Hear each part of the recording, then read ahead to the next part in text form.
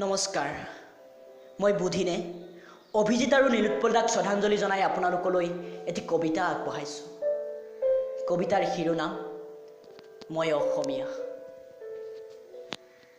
বহুদিন বাহিৰত থকাৰ পাছত হঠাৎ মাতৃভূমি অসমখনলৈ মনত পৰিল আৰু দেউতাক ফোন কৰি সুধিলোঁ, দেউতা, মই ঘৰত থাকি অসমৰ হৈ কাম কৰিব বিচাৰোঁ।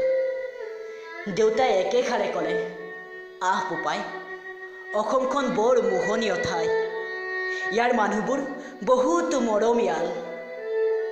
যি ভাবিলোঁ তাকেই হ'ল, অসমলৈ উভতি আহিলোঁ আৰু লগ পালোঁ সেই সৰুকালৰ বন্ধু।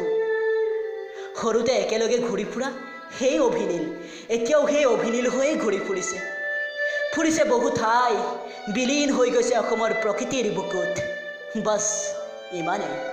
ময়ো সুখী, মোৰ পৰিয়ালো সুখী। সেইদিনা আছিল ৮ তাৰিখ ৬ মাহ ২০১৮ শুক্ৰবাৰ। বন্ধুৰ সৈতে প্লেনিং কৰিলোঁ, কাৰ্বি আংলং ফুৰিবলৈ যাম। উপভোগ কৰিম সেই ঠাইৰ সৌন্দৰ্য। সেইমতে দেউতাৰ পৰা অনুমতি পালোঁ আৰু মা দেউতাক বাই বাই কৈ ওলাই গ'লোঁ ঘৰৰ পৰা কাৰ্বি আংলং অভিমুখে। তাত গৈ পায়ে মাক ফোন কৰিলোঁ, মা, আমি একো অসুবিধা নোহোৱাকৈ পালোহি। গোটেই দিনটো বহু ঠাই ঘূৰিলোঁ, বহুজনৰ লগত কথা পাতিলোঁ, গঢ়ি তুলিলোঁ বন্ধুত্ব। কিন্তু ভবাই নাছিলোঁ সেই বন্ধুত্বই যে আমাৰ মাজত কাল হৈ থিয় দিব। গধূলি হোৱাৰ লগে লগে ঘৰলৈ আহিব খোজোঁ। একো বুজিব নোৱাৰাকৈ এজনৰ পাছত আনজন আহি আমাক আগুৰি ধৰিছে আৰু কৈছে সোপা ধৰা, সোপা ধৰা।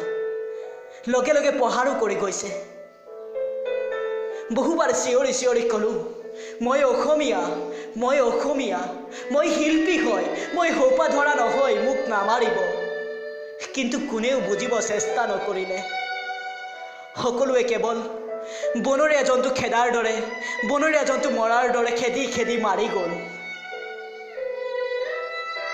কোনোৱে লাঠি, কোনোৱে চৰ, কোনোৱে ঘোচা, কোনোৱে আকৌ দাহৰে ঘাম। বহু কষ্টৰে সহ্য কৰিব লগা হৈছিল।